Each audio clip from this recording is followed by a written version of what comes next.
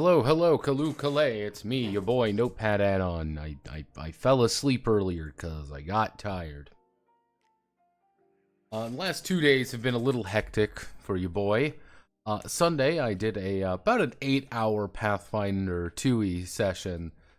And to give you the progression of the 8-hour Pathfinder 2e session, I just to kind of give you the idea is, so if I open up my Miro here. So, hour 1, pretty much if this is the full timeline, hour like 1, not even this, like hour like 2 hours. Like the first 2 hours is boss fight 1. Yeah, that's boss fight number 1.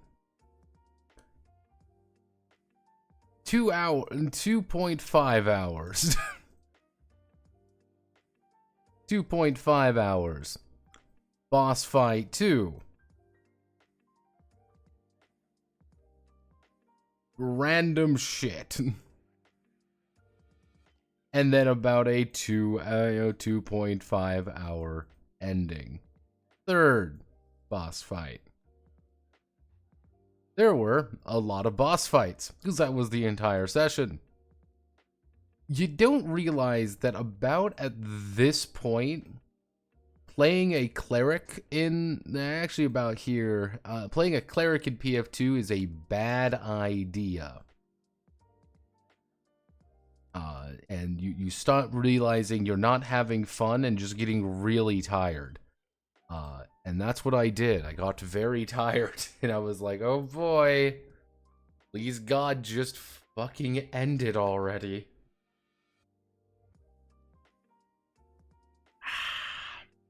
But it didn't end. It just kept going. Then today, I went to go see The Crow. Yes, today I saw The Crow 2024. Now, I'm going to give, here is Notepad Add-on's objective review of The Crow 2024. It's about 3 different scripts fused together in an unholy amalgamation. Because you've got, on one hand, you've got this thing which is like a really budget Crow movie. I'm talking like the third movie. It's not great. It doesn't quite know what it wants to be.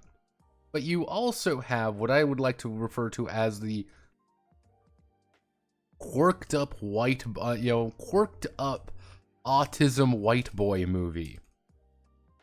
And now, for those who don't know, the quirked up autism white boy movie, there are many of them, but they go by various names, such as Blade Runner and Nightcrawler and various other movies. Just movies about a quirked up autism white boy doing something. Usually something very, very dumb. And I realized this, is that it's both of these movies at once, when it took 1 hour of the 2-hour movie to see The Crow.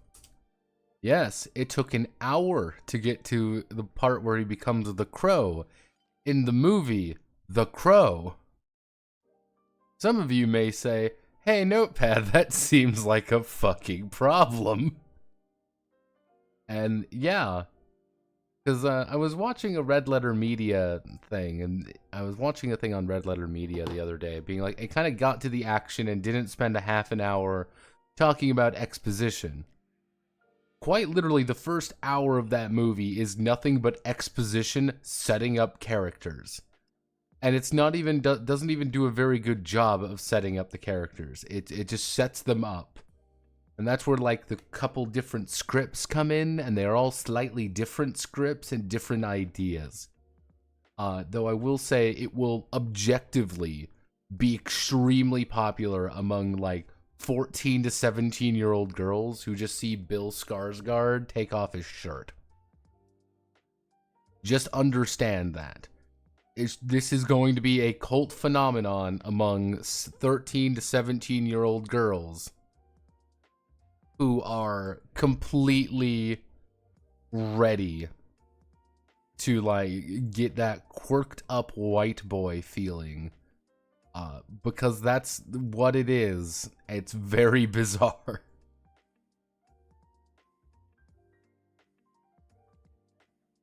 Yeah, it's...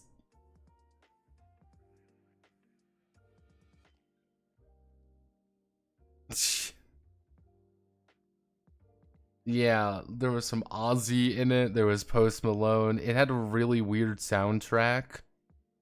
Yeah, it was a fascinating movie. Also, I'd like to thank Long Piggy or Longe Piggy, Longe Piggy, as one might say, for following. But yes, hello everyone. Very busy day today. I fell asleep a lot. Mostly because I passed out this morning in the bathroom. That was really fun. I I literally woke up too fast. I woke up too fast, and I was like, oh, I feel great. Uh-oh.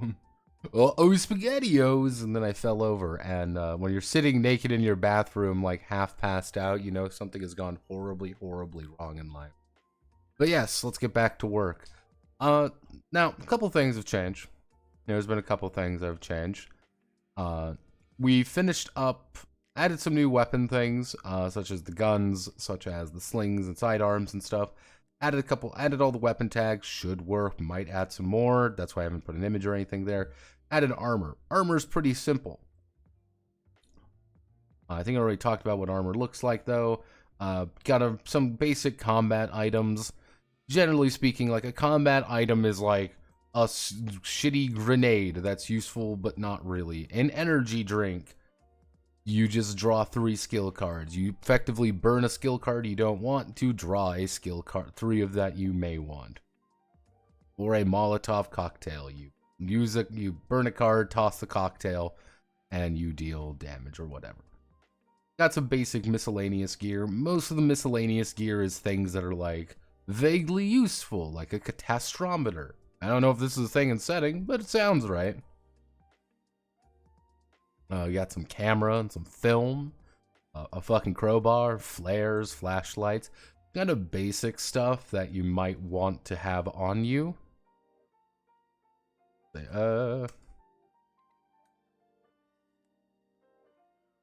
Some basic, just some basic stuff that are always nice to have on you.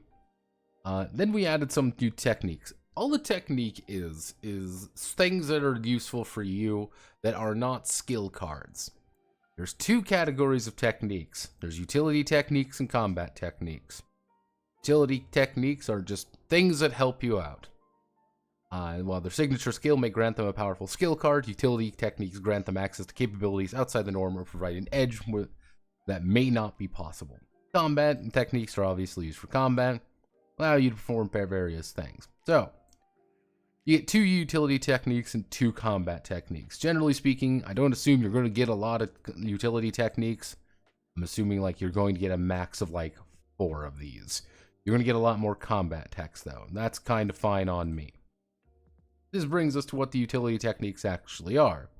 Hey, for example, you might have an adopted culture. You grew up in another nation or culture, becoming familiar with that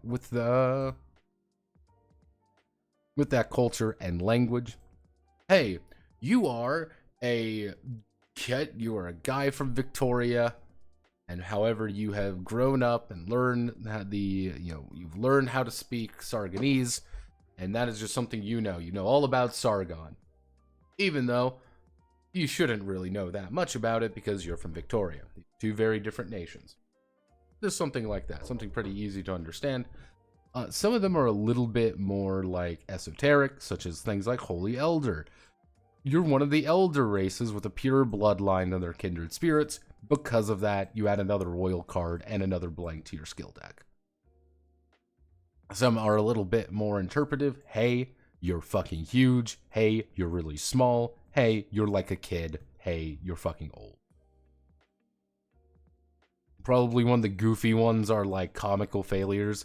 You can always choose to critically fail. On the other hand, you create an opportunity. What does this mean? Who fucking knows? But is you have comically failed at something and have revealed something instead.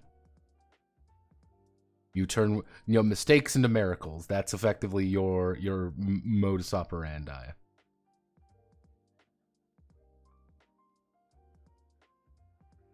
There's probably more I could add here. Like, some of them have, like, neuropathy control. I'm assuming that if you're infected and use arts, you're going to want to take the neuropathy control. Because you just get an edge whenever you use arts. The problem is you have to be infected, which is kind of a thin thing. Then you have things like hidden infection. It's your neuropathy is hidden. It's very easy to hide that you have this horrifyingly crippling disease.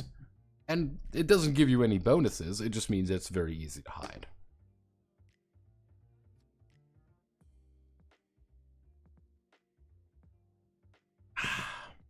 Yum, yum, yum, yum, yum, yum, yum, yum. But some of them are a little bit easier than others, so that's mostly just getting edge. And then we have combat techs.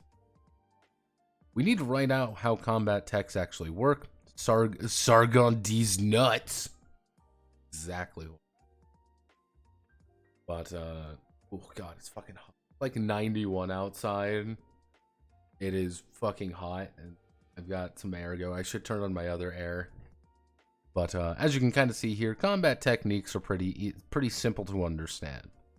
All the combat technique is, at the end of the day, technique that you can use for a skill card. You do have some requirements, mostly based off your class. So, for example, I want to increase the speed of my team. I want to increase all my ally speed by +1 for 1 round. I have to spend an insight card for it, and only caster medics and supporters can do that. Easy enough to understand. Effectively, what I was planning on doing is, what we can do anyway, is for the specialist class. Don't quite know how I want to do it yet. I kind of want to make them all-rounders, like they have kind of a very even spread of everything, with the idea that they don't really have any restricted weapons either. They're, specialists kind of do everything, but they're not really good at any one thing. But the gimmick being specialists start with another technique of their choice. They start with an extra utility technique and a combat technique. I think that's fair enough, not perfect. But as you can kind of see, you just pick one of these and this is your thing. Now, what I'm going to have to do, I may see like, wow, Notepad, these are a lot. The answer is, yeah. Probably what I'll end up doing is what they kind of do in Arknights when it comes to the 5-star operators. Let's check, Amor. Hello, Amor. Now, as you can kind of see here with power cleaning, as she ranks up, it is improving. You kind of see here.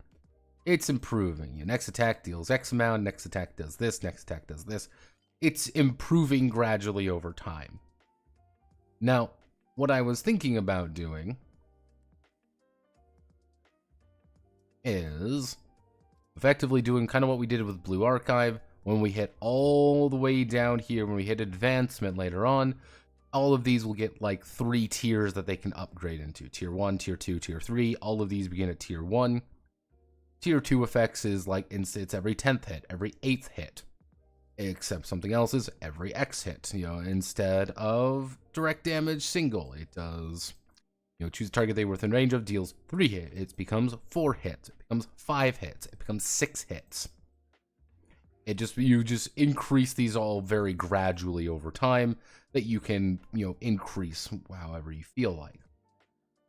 Some of them are a little bit easier to do than others, but hey, that's half the fun. So, let's see. Shift enemy, and there we go. Destroy terrain, piece of basic terrain. Pretty much like the idea for like terrain. We'll have to talk about this more when we get to combat, how combat maps are built up. Effectively, what I was thinking is like, there's basic terrain. And all basic terrain is you can't move into it.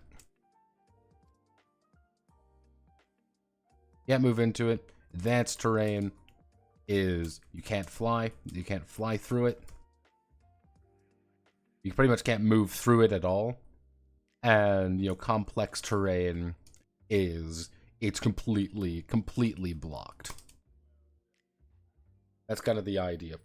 You can shoot over basic terrain. You can't shoot over advanced terrain or complex terrain. You can, once you hit complex terrain, literally nothing will get through it. That's what I was thinking. It should work. Don't quote me on that, though. So we're kind of improvising. But that's what we do best here. But, so let's do physical defense increase. Increase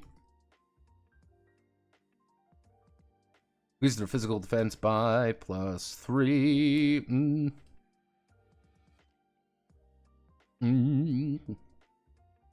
Let's see. Operator increased their physical defense by +3 for 1 round. For 1 round, and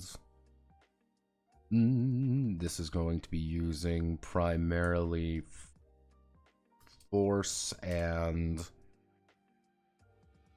insight. No, expertise, force, and we can do force and valor. We do force and valor for a lot. I mean, defender, obviously.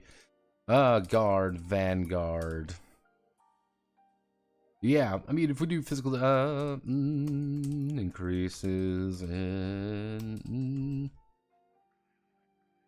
physical defense by +3. Let's see, allies physical ally.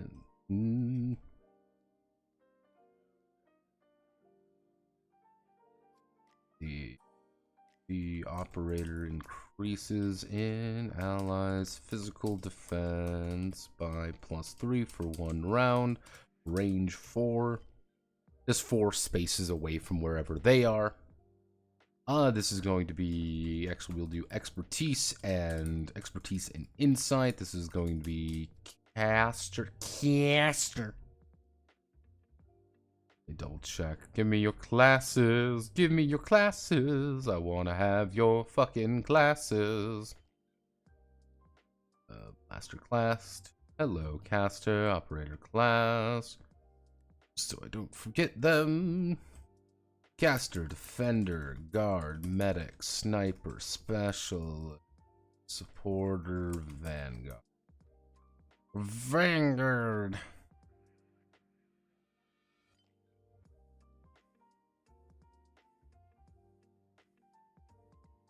Actually,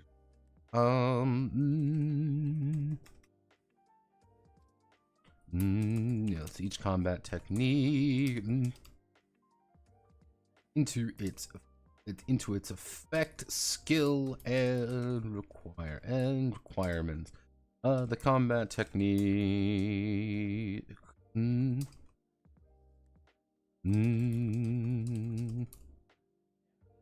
When it is triggered, either in the planning or action phase of, let's see, well, either in the planning or action phase of combat. So it comes up, if you want to do something like increase damage, you want to use increased damage during the planning phase. You can use it in the action phase, but you may want to do it like an increased damage to an ally in a, yeah.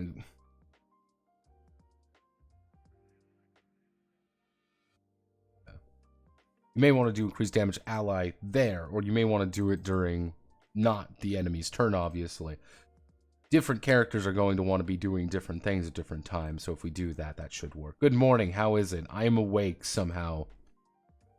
As they say in the hood, every day I wake up. See, again, this morning was very fascinating for me. Because I woke up this morning. I'm like, damn, I need to go take a piss. I walk into my bathroom. I take my piss, and I stand there for a few seconds, and I realize something very quickly. Oh fuck, I'm going to pass out. I literally begin kind of wobbling. I ping pong between my sink and kind of like I have like the back of my wall, because it's kind of, I don't have a very large bathroom. I kind of was ping ponging beneath it. That was the only thing keeping me actually conscious this morning, and I just sat down, eventually just sat down on my fucking bathroom, Just sat there for like 5 minutes. I think it was 5 minutes. It was hard to tell. I closed my eyes. I may have passed out for a second. I kind of woke back up. I'm like, fuck it. And I just went back to bed. I was going to take a shower and everything. I'm like, nah, fuck it. I just laid in bed for like another 20 minutes. I'm like, I don't want to deal with this shit this morning. Fuck this. That is the second time I have almost passed out. Actually, that is the second time that has happened to me. In the exact same circumstances, too. It's great. Let's see. Let's see.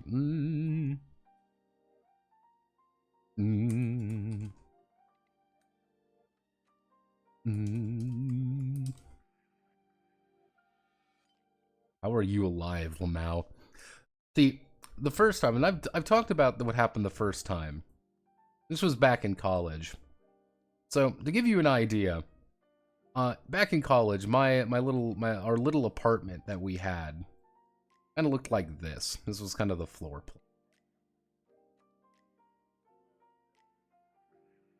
plan. This was one bedroom, bedroom, and this was the bathroom. Now, I don't remember exactly when this was. I think this was during, like, summer break or something, and I just stayed in the room. Now, I wake up one morning. It's like 6 a.m. I walk over to the bathroom. I'm like, oh, my head hurts. I woke up a little bit too fast. I'm wobbling there a little bit. I turn back around. I say, no, I think I need to go back to the bathroom. I go back over here. And I find myself, kind of like, if this is the toilet here. If this is the toilet, I literally fell forward, slammed my shoulder. Like, I slammed my shoulder, like, I was kind of like this. This is really very poor drawing.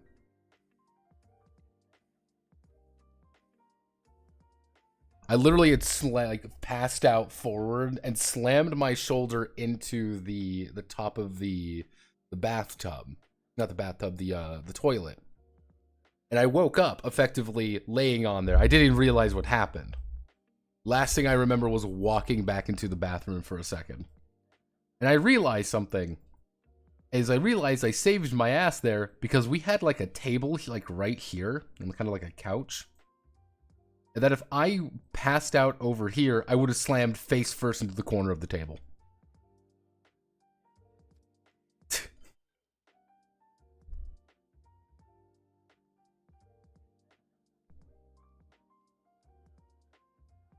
And see what happened again. What happened this morning was I woke up. I think I got up a bit too fast, went to the bathroom just too fast. All the blood rushed to my head or something. I'm just like, okay, I'm gonna die. And just like, good night, everybody. Good night, everybody. It's me, Borato. Borato. Let's see. This required skill card.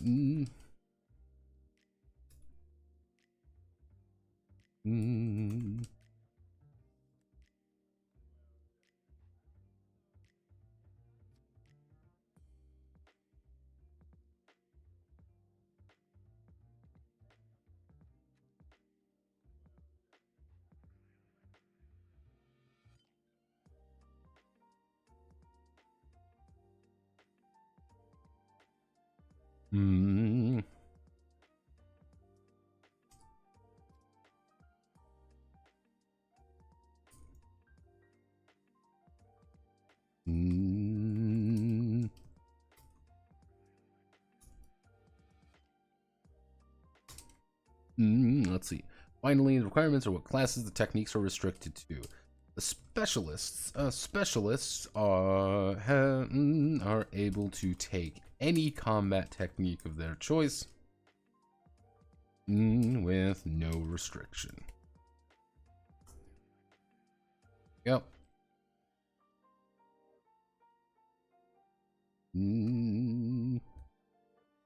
That's their entire gimmick.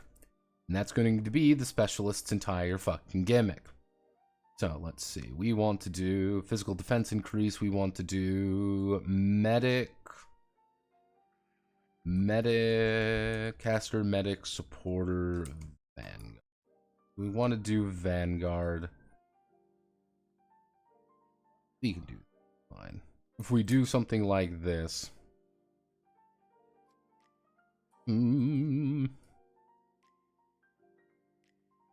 Let's do Insight, Valor. Insight, Valor, Expert, Ally.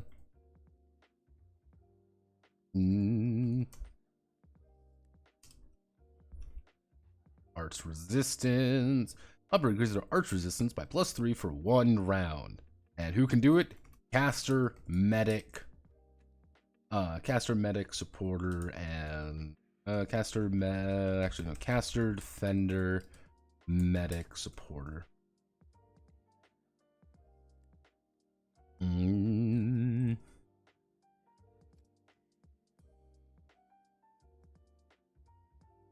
Insight. Caster, Medic. Allies, Art Resistance. Resistant. Resistant.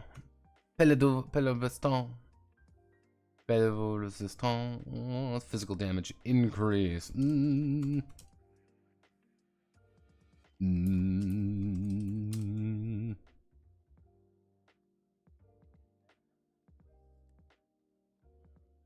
see. Did I already do this one? Shift, weaken, increase damage.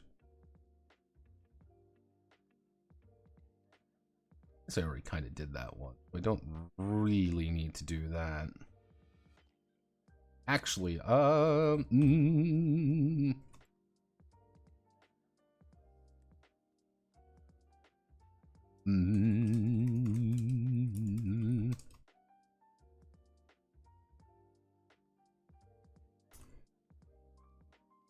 physical damage by +1. This is going to be a passive effect. Focused aura. This is going to be adjacent operators arts damage by +1. So who gets this one? We're going to be doing caster, supporter. Rage aura is going to get actually no, we're going to do guard, Vanguard. Yeah, guard, Vanguard. That's your entire gimmick for the guard and Vanguard being like, yeah, no, get up in their face and start fighting. Caster support, shift self.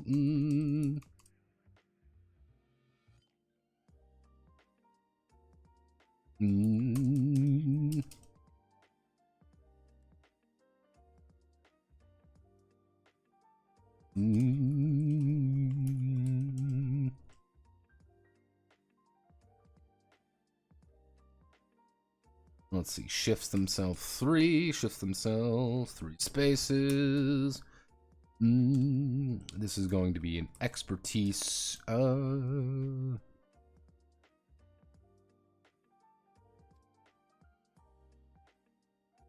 as that, you're going to want to do guard, sniper, and let's do guard, sniper, and Vanguard. Because the entire idea of shift self is... The concept of shift self is, I'm standing here. I need to be here right away. I go, I move myself here, and then I can take a move or something. Like, that is me deliberately, like, hauling ass across the map, effectively. So, redeploy,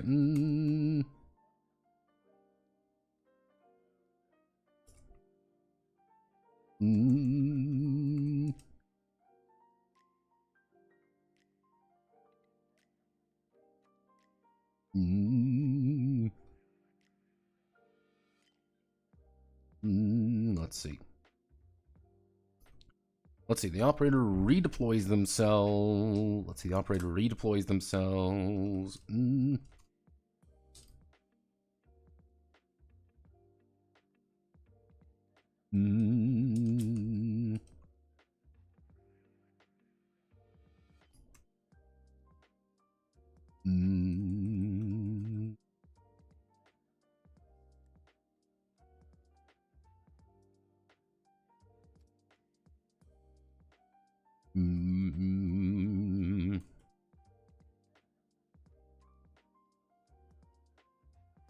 actually, no. We want to do... Snipers can do that. Who the fuck else can do that? We want to find, not deployment cost. We want to find low deployment cost. Snipers can do it. Specialists can do it. Supporters can do it. Supporter and Vanguard. So Sniper, Supporter, Vanguard.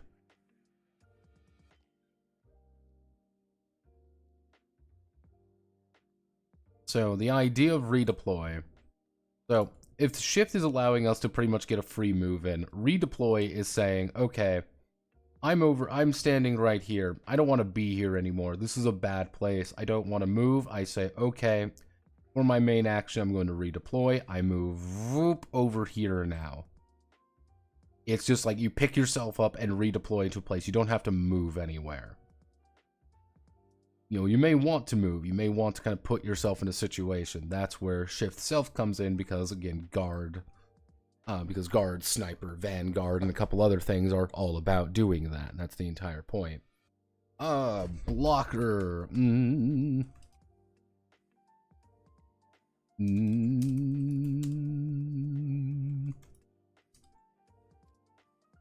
Let's see. Defenders can do it. Guards can do it. Vanguard. Can Vanguards do that? Block 1 or 2.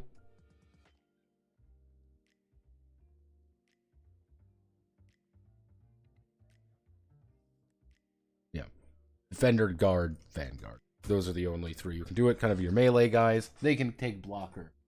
What does block rating mean? It means the number of guys you can actually block. Which is very useful in a tower defense game. On the other hand, do you really want multiple enemies getting stuck on you, trying to hit you? As someone like a Vanguard, if you want to go for kind of like a, if you want to go for like a melee fighter Vanguard, like I want to play like a guy who's getting in there to, you know, beat you up or something, you may not want to do that. Especially if you're playing like a guard, for example, who doesn't want to fight you in that way. Because, like, yeah, some guards don't want to fight you in that way. They want to just hit you. They don't want to get blocked and have you kind of stuck on them. Alternatively, for, like, a defender, if you start playing a duelist defender, you probably don't want to have a hot, huge guard because you're going to lose a lot of benefits. Very nice. Specialists have a fast redeploy subclass, too. Yeah, kind of like the idea of, specialists, the big thing is that specialists can take any of these. That's the main gimmick of specialists. They have no requirements to take any of these. So with your initial things, you can take any of these. Condition.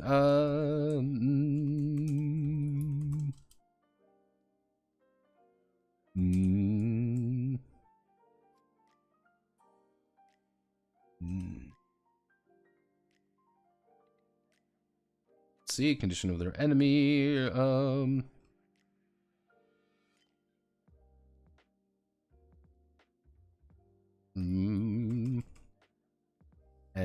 Let me.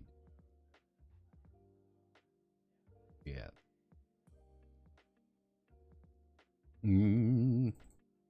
Actually, this would be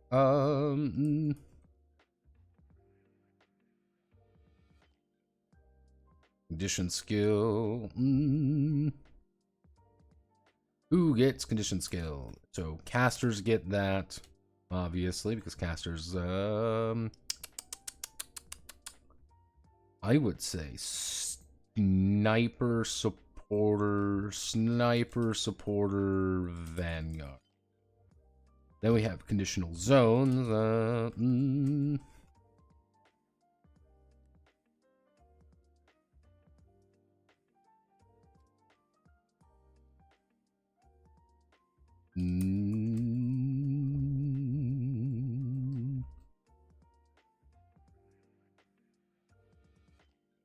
So it inflicts a zone condition.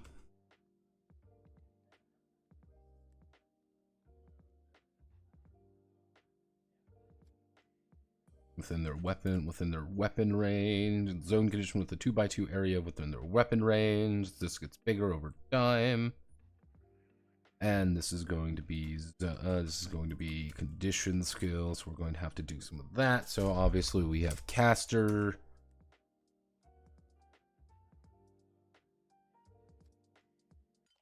How goes? I'm late. Hello. Hello. Because, like, the idea from what I'm going to think about with specialists, specialists can take any techniques, and they get an extra technique over everyone else. Their stats are very middling, but they don't need to be extremely good, because you have a little bit of everything. But as a specialist, you probably are focusing really hardcore on a single, like, on one or two, like, actual skills. Your actual, like, skills, so it's like, oh, well, I'm focusing really hard on force and insight, for example, through my history or something. I have like 6 force, 6 fucking insight. I probably want to take skills and techniques that let me use force and force and insight more than expertise, for example. That's not as useful for you. Zone condition caster. I think caster, sniper,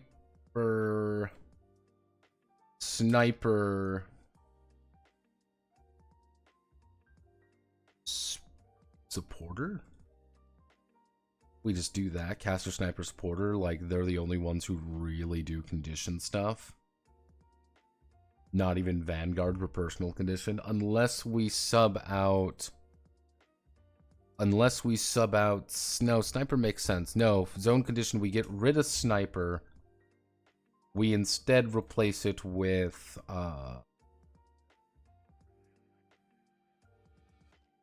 defender. We give defender zone condition, so they can effectively. The idea of this defender is that they are placing a thing right in front of them. They're saying, no, everyone in front of me gets stunned one. Or like everyone in front of me gets to fire condition or something.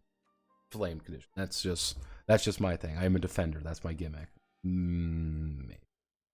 Taunt.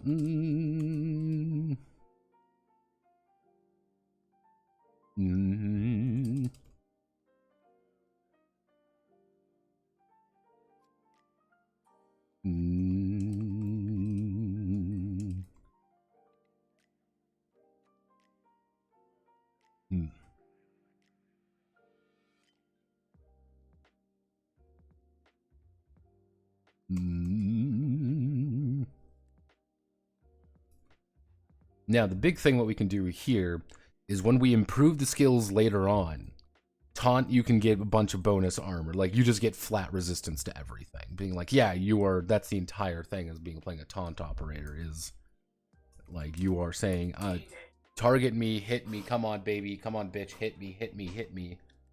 But you also are kind of in a position where you can get very easily overwhelmed.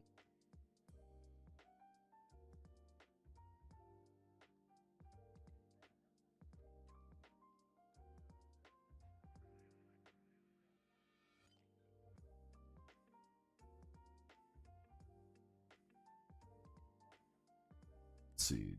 Defender, guard, I guess Vanguard too. Hurt me more. Effectively, it is the come on, hit me. Physical evasion. The operator will avoid every.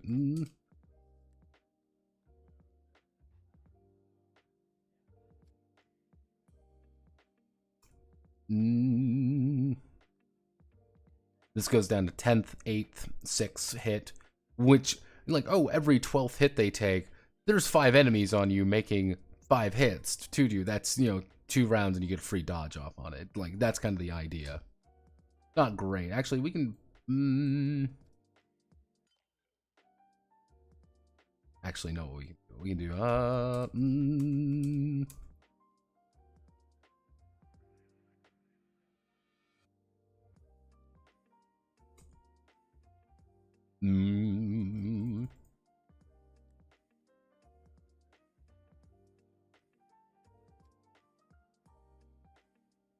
So we go down by 2 each time to 7, 5. 7, 5, 3. So that would be 3 every 3rd hit from an arts attack. which you're still taking 2 out of 3 attacks at that point. On the other hand, you are still saying, fuck you, got mine. Guard, sniper, vanguard.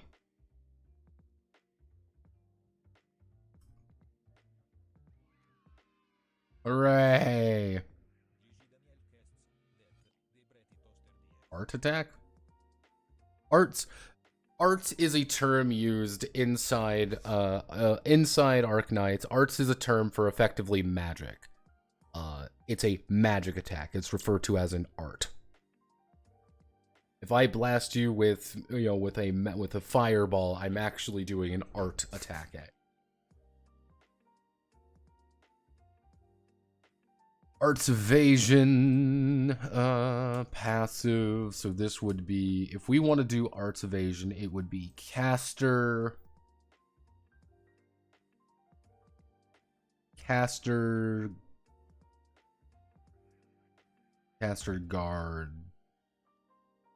vanguard. There we go. So it's kind of like physical evasion. Your sniper's trying to avoid getting shot. Arts is all about, guard and vanguard want to get up into someone's grill. Defenders don't get that because they don't want to evade damage. That's not the point. Guards, on the other hand, are kind of, you can be a few different ways of being a guard. For example, like Mathila here, as you can see, she's got just a sword and she fights people. That's her gimmick. While on the other hand, let's select this anime girl. Hello, Scotty. Yeah, Scotty doesn't look like she's going to be wanting to take a, fucking cannon to the face. So she's not. She's going to dodge. What's your problem in life? Dodge. Okay, so...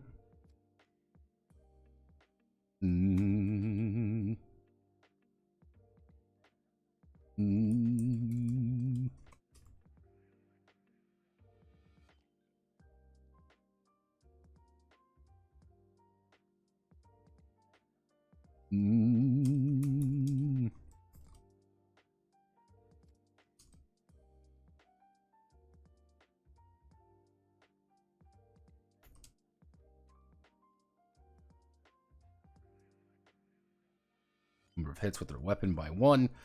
There we go.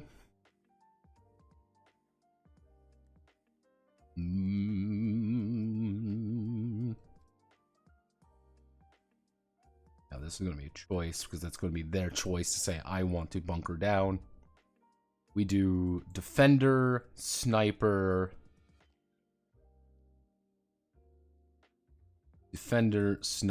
and vanguard. No, not really vanguard. I don't think vanguard.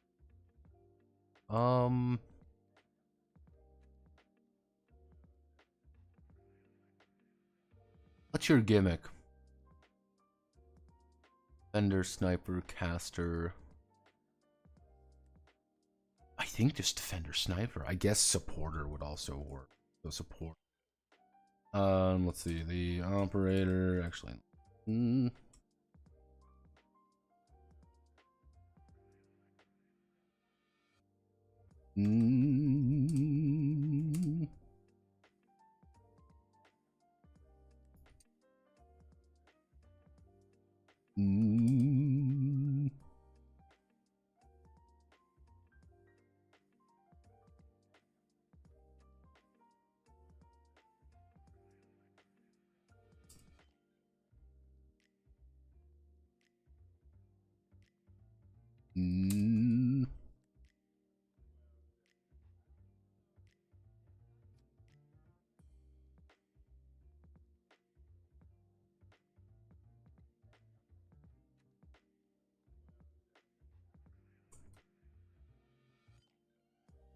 That's your balls to the wall.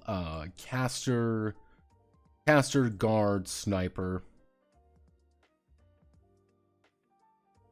And then vanguard, probably. We can do vanguard. Because vanguard does a lot. So yeah, this is your stance. So you can start stancing. So the idea behind stancing, if we introduce the concept of stancing, we can introduce stancing to classes, actually. Because all the stance would be is like you adopt a stance until you break that stance, until you choose to leave it. You have it as a permanent effect thing. As long as you are bunkered down, you're taking -4 damage from ranged physical damage. On the other hand, you reduce the number of hits with your weapon by 1. Pretty useful for a sniper if you think, hey, I'm going to take reduced damage from ranged attacks. On the other hand, doing that, defenders like, hey, I'm being harassed by a bunch of aerial fire I can't really deal with. I'm going to do this. Pop open. I didn't realize I had a beer as well in the fridge. I was like, oh boy. Oh, yummy. Yummers.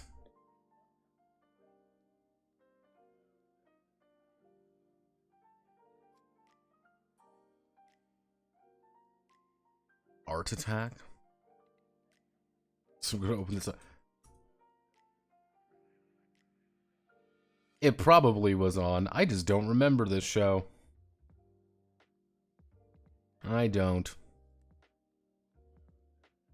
I need to ask my mom. I need to ask my mom something.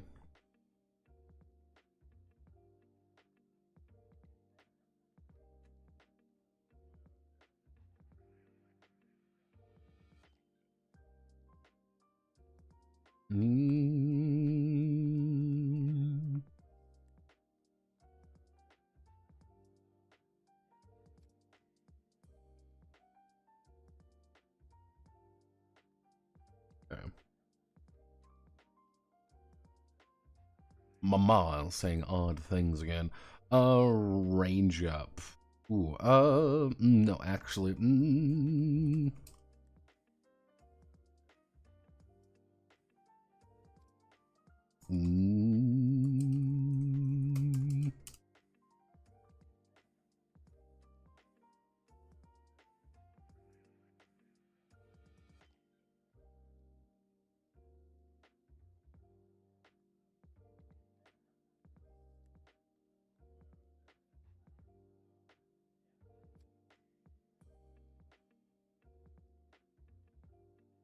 Let's see, opportunity stance to aiming.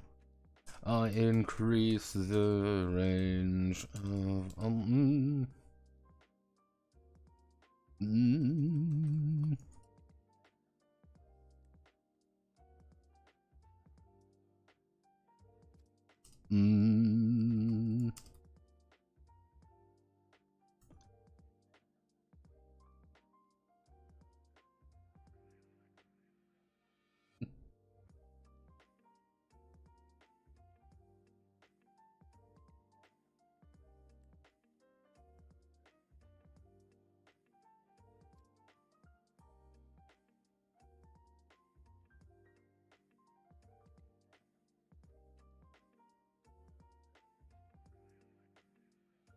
There we go. Let's see. Increase the range profile of the weapon by 1 space.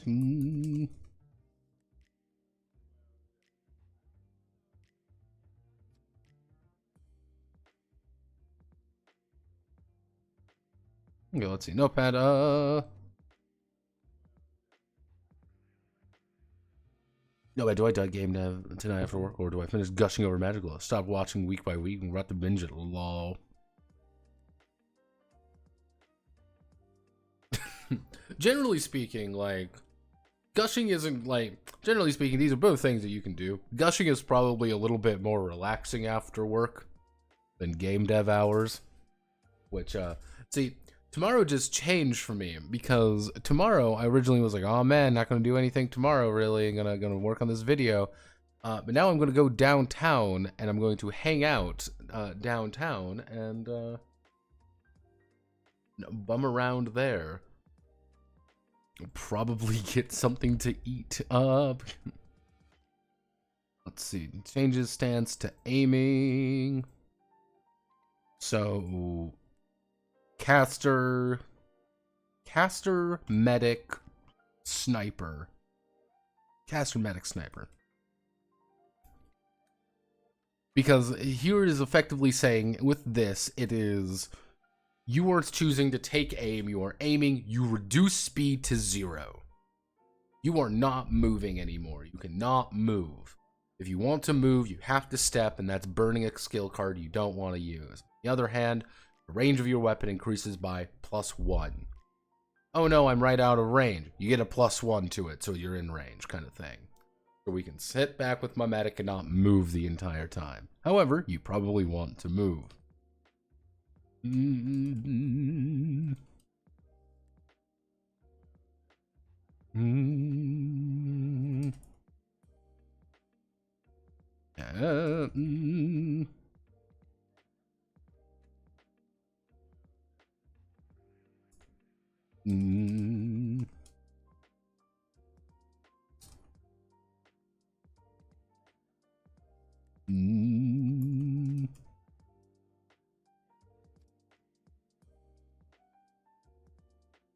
This is going to be expertise or insight. Expertise or insight, and the thing here is we go with...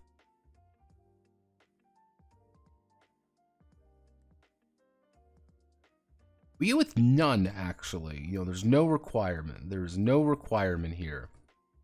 Because the problem with the trick weapon is that the trick weapon is a gimmick. It is me saying... So, to give you an idea, I've got a trick weapon, but I can only qualify for hand weapons. So it's me saying I have an axe, and then I can switch it. I play the expertise card. I switch it to a light sword. I lose the armor piercing, but I get an extra hit on it. You just get one though. Alternatively, if you qualify for a lot of different weapons, for example, for example, guards who qualify for a couple different kinds of weapons, you may say, okay, I have I have my light sword, or I have my heavy blade, I switch it to a great sword, I switch to a large sword. That's my gimmick. Hey, I have a casting unit, I have a healing scepter, I trick weapon it into an incantation arts unit. That's the entire thing. I trick weapon it. Now it's something else. I normally have an Ursine wand. I normally have a rapid fire casting unit. I trick weapon into an Ursine wand. I normally have a full shield. I trick weapon it into a Juggernaut shield. You can only do it for one of your weapons, but it's like, okay, that's the gimmick there. Sancta continue to be a little broken with it, but that's kind of the Sancta's entire thing, because turns out when you bring a fucking gun to this sword fight, you're kind of a prick.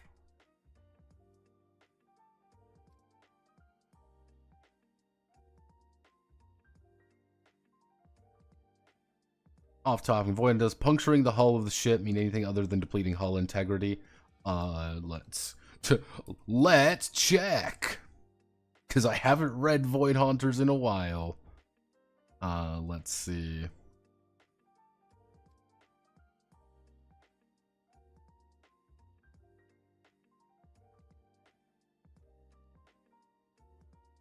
No, that's just hull integrity. It's kind of one of the ideas in Void Haunters is every time you are actually taking real damage, anytime you take damage, it is literally sections of your ship being blown to fucking pieces. So it's kind of like, okay, you start losing, like, you lose these two chunks, like, those chunks are gone out of your ship, technically. You start blowing up more and more chunks of your ship. In-universe, in-world, it is, your ship has taken something has ripped through your ship. Things depressurize, alternate thing, bulkheads start closing. You're like, oh fuck, this is bad. That's kind of the idea. I use the term puncture a lot because it's a lot more thematic than you just take damage, even though that's effectively what it is. I have a trick weapon. We ruby up this bitch. See, I've been realizing that putting a trick weapon in any game makes the game a little bit more interesting. Especially if you want to play an asshole and you play a Sancta, because as a Sancta, you automatically qualify for having a Sanctan weapon. So all I'm saying is, if you really want to make Ruby, you just choose a shotgun, you trick weapon into a scythe. Because then the worst part is that they have the same range profile.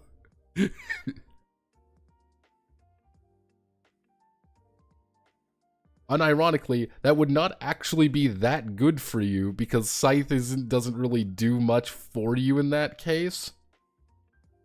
Going to shotgun to trick weaponing shotgun into like greatsword would probably be doing better for you in the long run because that's just kind of your gimmick. The problem is you're burning a card to do it. Thorns. Mm. Mm.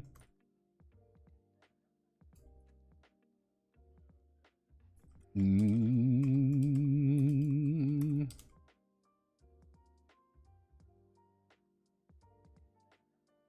Mm.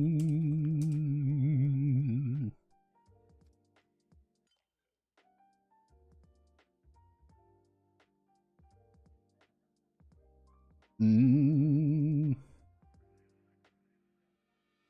Rebels in the Pain. This is a passive effect. Now we only pretty much it's going to be defender guard. Mm.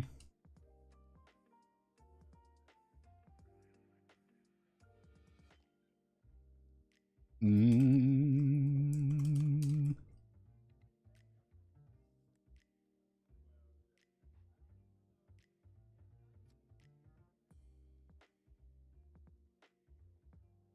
Mm. Guard, sniper, caster guard. We do caster, guard, sniper. Guard has a lot, but that's kind of one of the things with the guard is that the guard does a lot of things because they're just the melee guy effectively. Mm.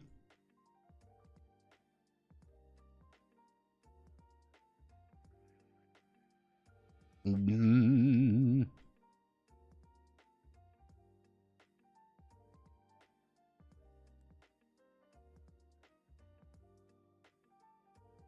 Mm.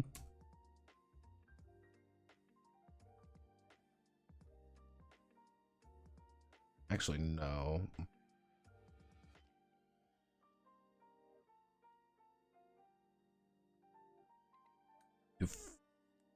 This would be caster, guard, snipers. Mm.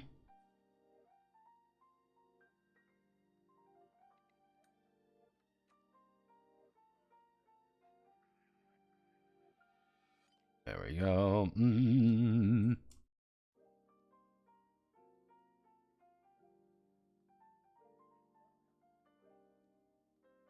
Oh god. Mm. Yeah, minor allies. Mm.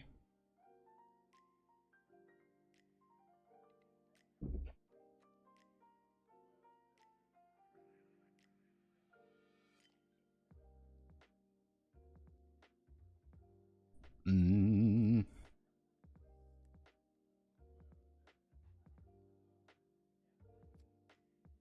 Who can use the summoning stuff? Obviously, caster, medic, supporter.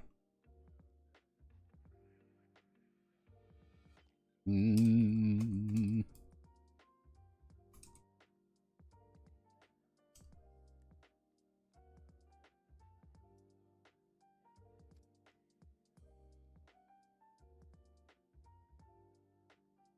Mm.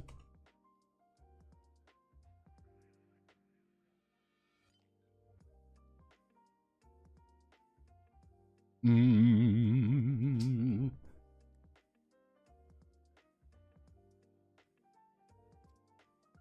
Mm.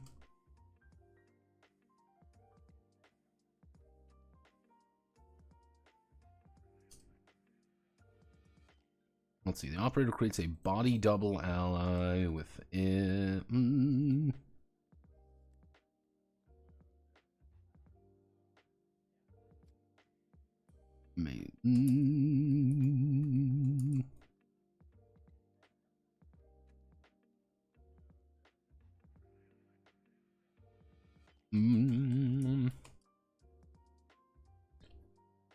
Yeah, so caster, medic, support.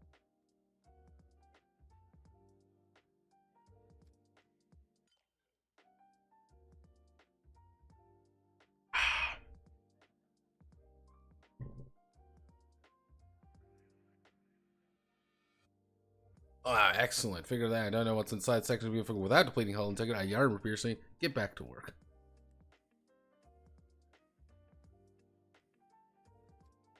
Sniper rifle and the scythe or heavy machine gun and the greatsword. The idea that on a similar sized map, players will need multiple weapons to fend off the incoming hordes at various ranges. Alright, gentlemen, good night, good luck.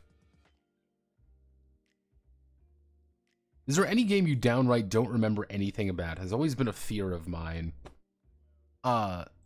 See, the thing is, there's a couple games that, like, anytime I take the moment to read through, I have vague memories of.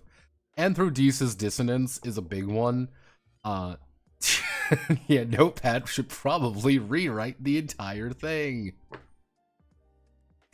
Because I actually kind of went back through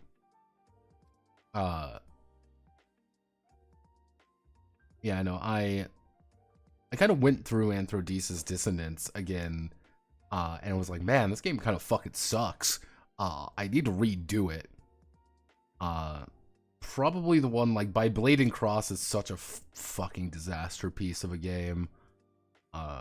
Really the only one I have, like, really bad memories of writing are the really weird, obscure games I never posted anywhere. Those are pretty bad. Was the one that like, there was one in here, I'm like, I wrote that, I don't remember writing this one, what the fuck?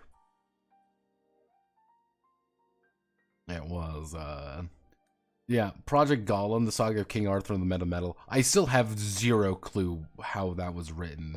I rewatched the videos, and I was like, nah, this doesn't work, what the fuck am I doing? A couple of these are just old at this point, and just need reworks. That was kind of the effort this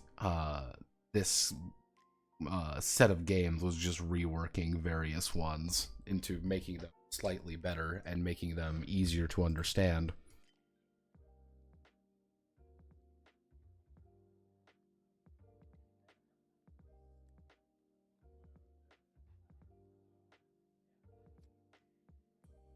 This is honestly becoming more and more like a horror shooter RPG, Lamau. I mean, if you really think about it, Sterner, here's the thing. If you really think about it, I want you to really think about it. What is a tower defense outside of a horde shooter? Think about it. What are you doing? You are fighting hordes of enemies, trying to manage where they are and their different ranges and trying to fight them off.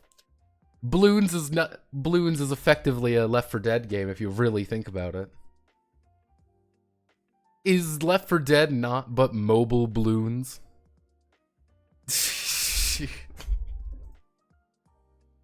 Boom, blew all of your minds currently.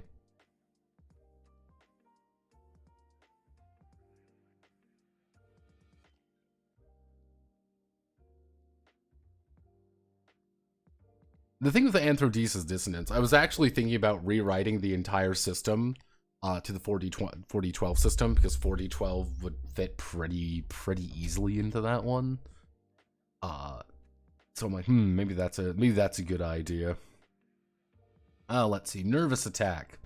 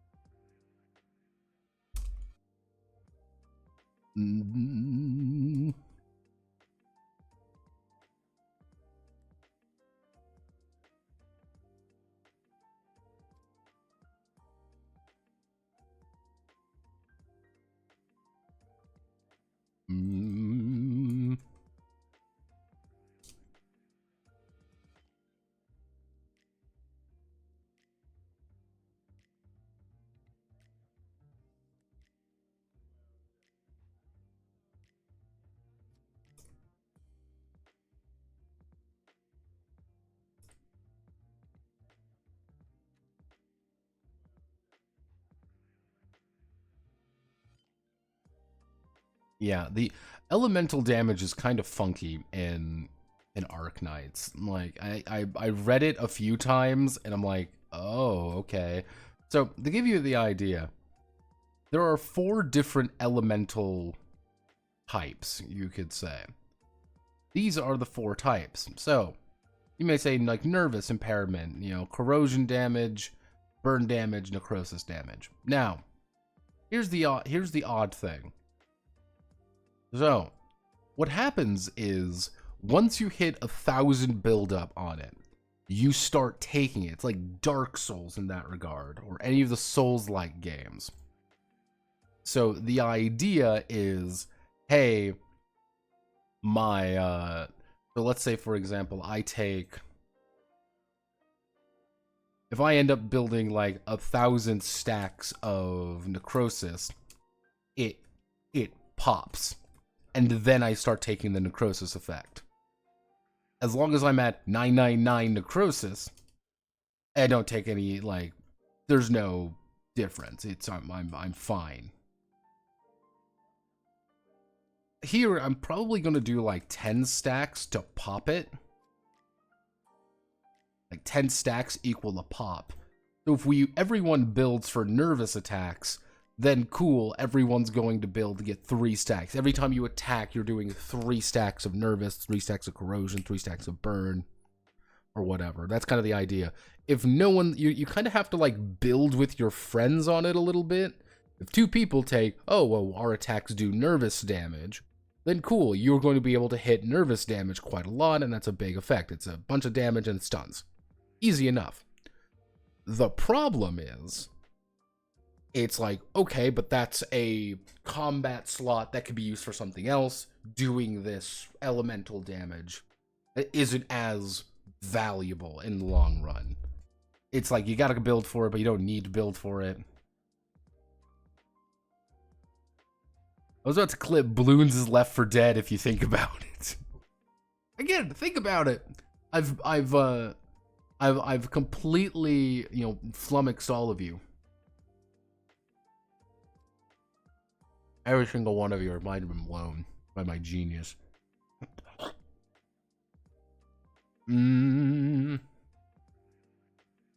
Everyone continues to make fun of Concord, and so see, Saturday when we played video games, we talked about Concord. Now, Concord sisters, I want you all to know, Concord is I have some psychic powers for Concord. I don't think Concord's gonna make it, Kings. Concord sisters, I don't think we're going to make it. And I'm like, damn, this is pretty rough that the EU funded this game to. But then we also have Dustborn. Like, Dustborn's another. This game is explicitly funded by the EU, and everyone is actually at this point.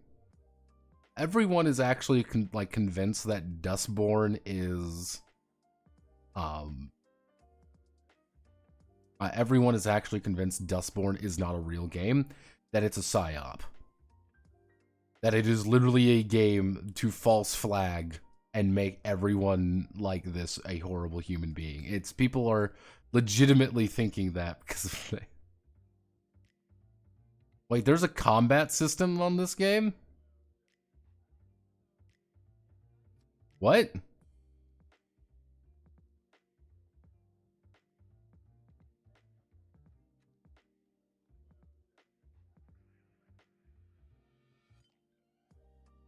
What?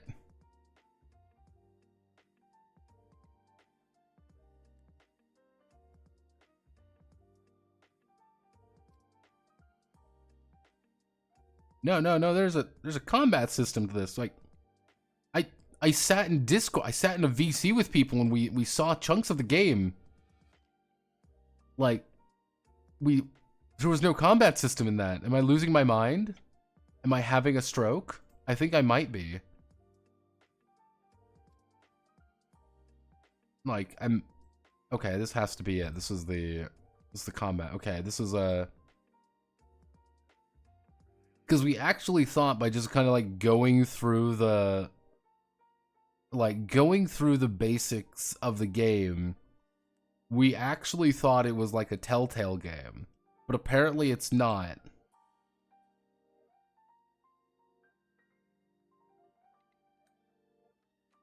Like, it's not. Also, thank you 2KG for this Dustborn gameplay.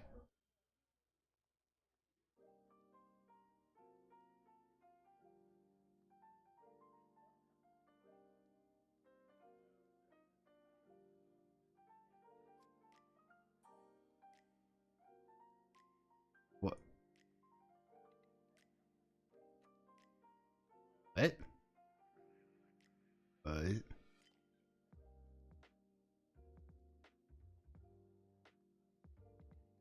What?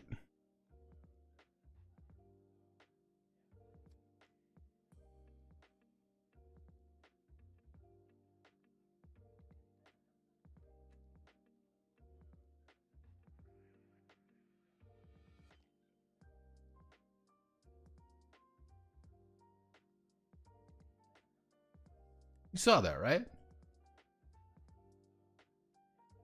Block, so we can push to send them flying. There's nothing like giving ourselves a bit of adrenaline boost with trigger. No human opponent required. It works with the whole crew.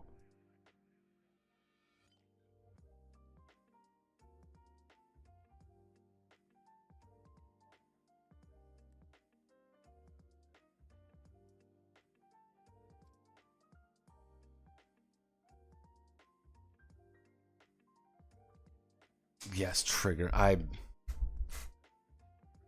Every day I wake up. Okay, so elemental armor.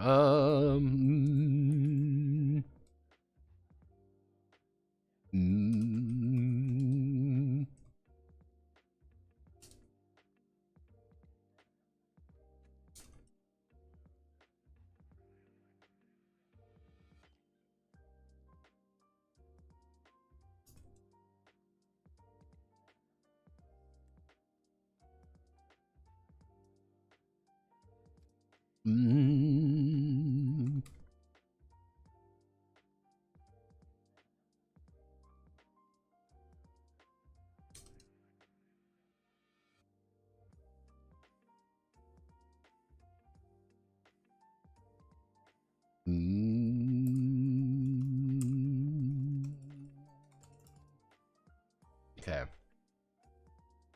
Now, here comes the funny part. I feel like I'm still missing something. Let's do that. I feel like I'm missing something, and I don't know what it is. Because if we go to... What's your reserve operator? You don't have any gimmicks. You kind of suck. Not gonna lie there, Queen. Amiya. Amiya, my beloved. What's your get? Tactical chant. Attack speed, boost, fire 6 times, 33, 110,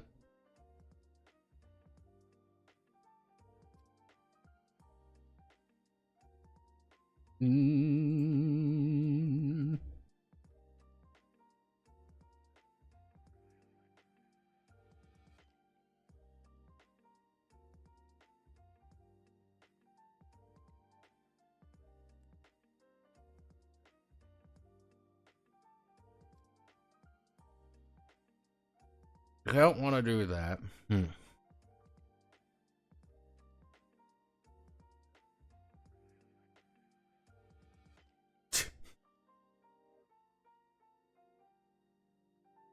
Of course, yeah, no, this is Amiya, the protagonist of the fight Amiya.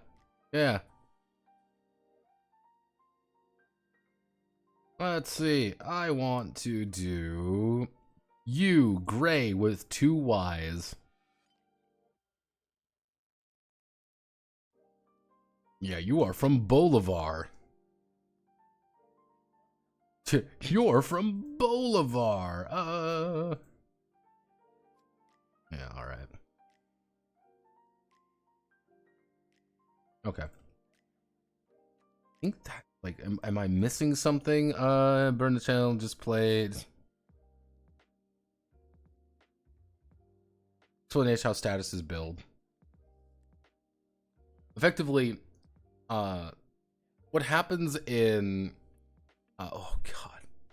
Oh, God, it's so fucking hot. Effectively, what happens is anytime you are hit with a status effect causing weapon, or an enemy or something, you build up a stack. You build up 1, 2, 3 stacks of an effect. At 10 stacks, it pops. And once you pop that, thing, you end up taking the effect. So if you are at 9 stacks of nervous, you would not actually deal with the effect of having nervous. However, if you take 1 more stack, it pops and you take a shit ton of damage and get stunned.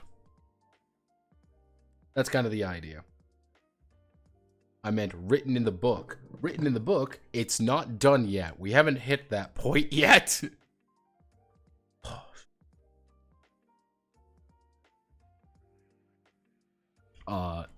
Yeah, we're just going kind of straight down the list here. In theory, characters are completely done. In theory. It takes about 30 fucking pages to get to this point, but in theory, characters are done.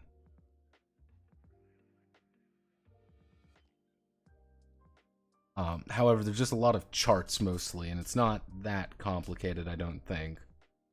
But with techniques done, everything is done there. And what we should do now, because it's a little late, I still need to record the audio for tomorrow's video. Ooh. Again, there's probably something I'm missing up here, but we can add that pretty readily. But here's what we're going to do. Again, we're going to... First things first, we want to do Adventures in Terra. Actually, not even like, if Terra Incognita is the lore, headhunting, this would be,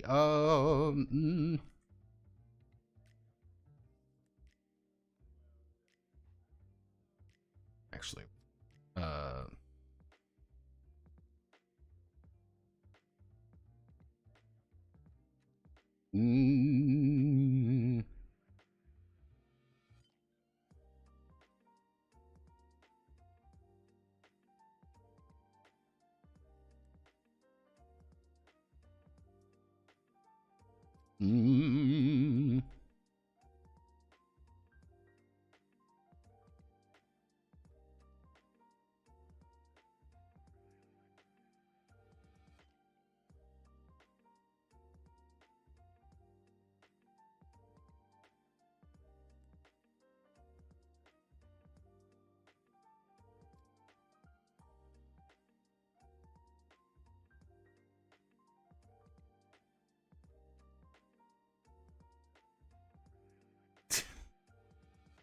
I forgot there's like 8 jillion goddamn...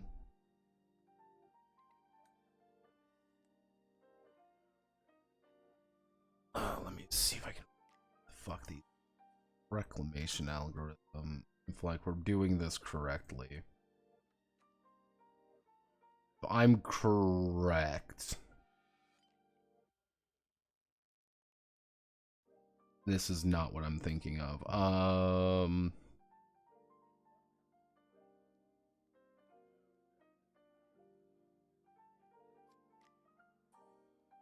What am I looking for?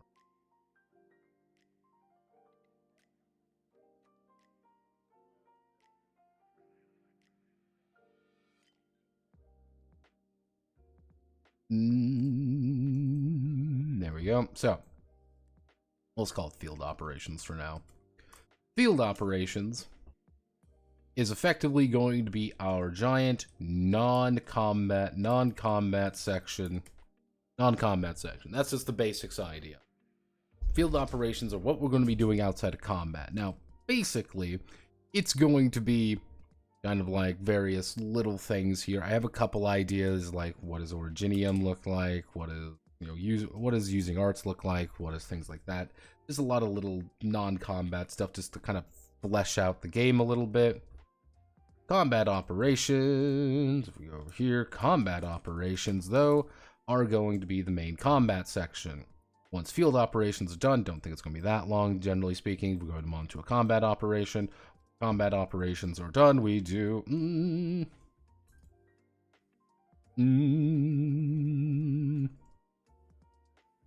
talk about ranking up. Ranking up is just getting better at what we do. And then we do... going to do the enemy appendix. That is generally all we need to do. Not too much to do, all things considering. We've got a lot done. I'm feeling pretty confident about it. It just is going to take time. And time is a pain in the ass. That's all that it really is at the end of the day. Just kind of a pain in the ass. If we double down on Wednesday, we should be fine. Jesus fucking Christ, I am on fire, by the way. That's another reason I'm going to end the stream here a little early. I'm on literal actual fire here. Mind you, I have no shirt on. I have the air going. I'm going to turn on my other AC here. And there's a thick layer of sweat on me right now. So I'm living the dream, as one might say. But yeah, I'm feeling pretty good. Probably tomorrow I'll take some notes. Yeah, probably I'll take some notes exactly how I want to do things. But yeah, most of this should be fine. We did a pretty... honest to God, there's a lot of tables and shit, but there's no better way of doing it. Noticeably, if you realize that, combat techniques take up 3 separate pages, and we still need to make all of these, we still need to do all the class advancements. Generally speaking, I don't think field operations and I don't think combat operations are going to take long.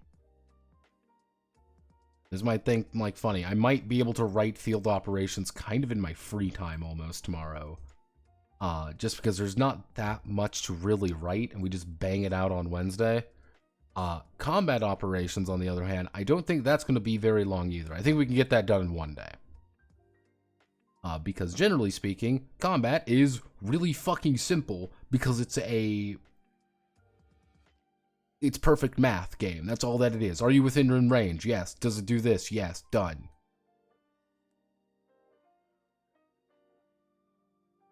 And it's like, all right, cool. We're doing it. We're gaming. All right, neat. Generally, I think advancement's going to be a pain in the ass. Enemy appendix, I think I know how to do that. Like, once that's done, I'll be okay. A little bit shorter today. Again, we'll probably do a Notepad Must Die on Wednesday just to get shit done. But I'm going to call it here because I still need to record audio for Underground. Yes, we're going to talk about Underground. Because Underground's an interesting game, and I think more people should look.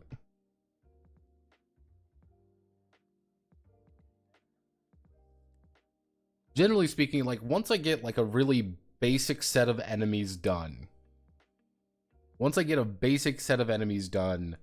I feel like it's very easy to make enemies, relatively speaking. Because I think that's, like, the big thing when it comes to it. Like, enemies are not terribly complicated. Like, let me see, like, just at the end of the day, like, oh, all they have to really worry about is HP, attack, defense, and resistance. And attack is, how much damage do you do? And it's going to probably be a number, 3, with 3 or something. And once you've kind of got, like, what majority of enemies should follow roughly the same, like, way of doing things, it's mostly about applying, like, a tag to each one. What does the Claw Beast do differently than the Cocktail Thrower? Well, there's some obvious answers, and there's some not so obvious answers. Sometimes they might be a little bit more different, and they might get a little bit faster. They might be able to do a bunch of things. But yeah, no, I know how to do it. It's just doing it. It's going to be that thing that I have to sit down and just hammer it out. And that's all it's going to be. It's going to be a grind. That's why we do Notepad Must Die. And from now on, everyone, for the rest of the month, I don't have anything to do on Sunday. Yay! It's hiatus for a Pathfinder game until the next Pathfinder game begins. So I am hopefully this September I plan on Jesus. Hopefully sometimes this September I plan on doing a playtest of Cruciform. Really need to do a playtest of fucking Cruciform. But yeah, we're making progress. We're doing it, Kings. We're making it go. All right. I'm gonna call it there. Godspeed. Good luck. Love you all. I'll see you on the other side.